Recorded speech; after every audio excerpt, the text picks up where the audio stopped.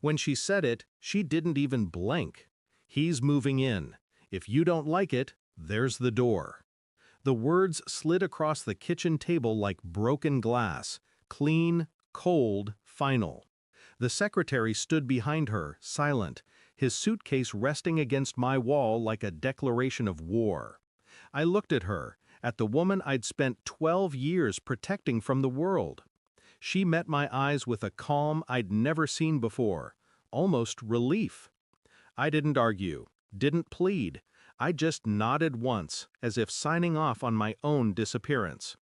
Then I packed my bags. When the door closed behind me, it wasn't anger that filled me, it was silence. The kind that hums under the skin, the kind that doesn't fade when you drive away. 5 days later, her mother called. Her voice cracked through the static. "Honey, I don't know how to tell you this." Her breathing trembled. The kind of sound that only comes before a storm. That was when I knew something had gone wrong inside that house. And for the first time since leaving, I felt something stir beneath the silence. Her mother said there'd been a fight. Police cars, sirens, then nothing. I listened, jaw tight, to every word she didn't finish. By the time I reached the driveway, yellow tape flapped against the evening wind. The house, my house, looked smaller, hollowed out. A neighbor told me they'd been arguing all week, said the secretary had been staying up late, working in her room. I didn't ask questions. I already knew the answers. Inside, everything was untouched. My coffee mug still sat in the sink. My jacket still hung on the chair. But something in the air had changed, the kind of change that smells like fear and regret. They said she was in the hospital. "Overdose," the officer muttered, like it was a word he'd said too many times before. The secretary was missing. His car found 2 states away, empty. I didn't go to see her. Not yet. Instead, I sat in my truck across from the hospital parking lot, watching the windows glow one by one. Part of me wanted to believe she'd been manipulated, used, lied to. But deep down I knew she had chosen him. And choices come with consequences.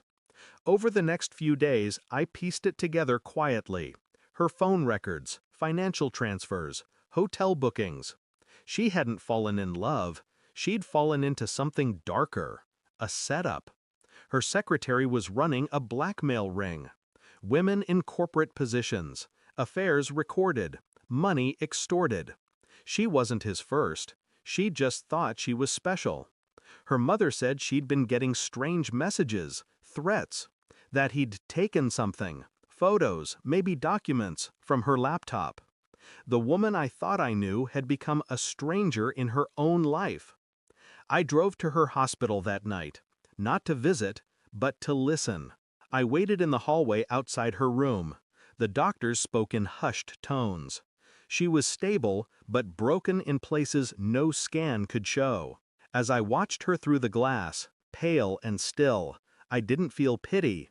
I felt precision, like my mind was rearranging the pieces of a puzzle I'd ignored too long.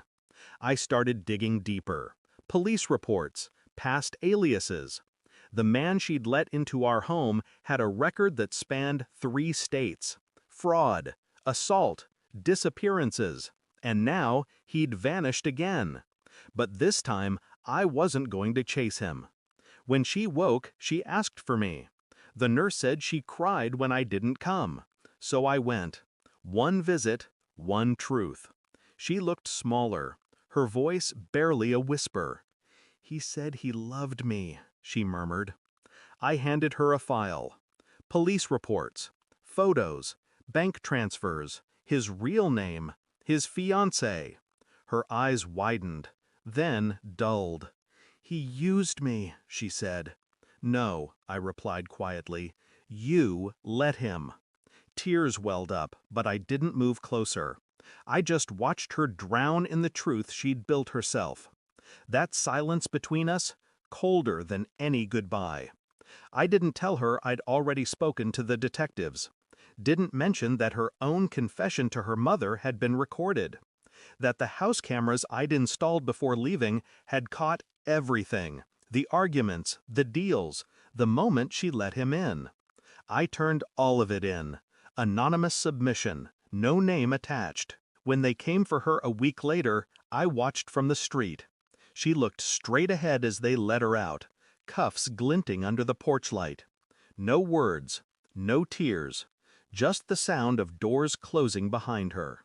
I sold the house the next month, bought a small cabin 2 towns over. Sometimes I sit on the porch at night, listening to the quiet hum of nothing. People think revenge is loud, violent, but the real kind, the kind that lasts, is silent. It's the moment you stop wanting them to suffer and start realizing they already do. She built her cage one lie at a time. All I did was lock the door and walk away. Thanks for watching. Don't forget to like, share, and comment. Subscribe now to Cheating Stories Insight World for more amazing stories.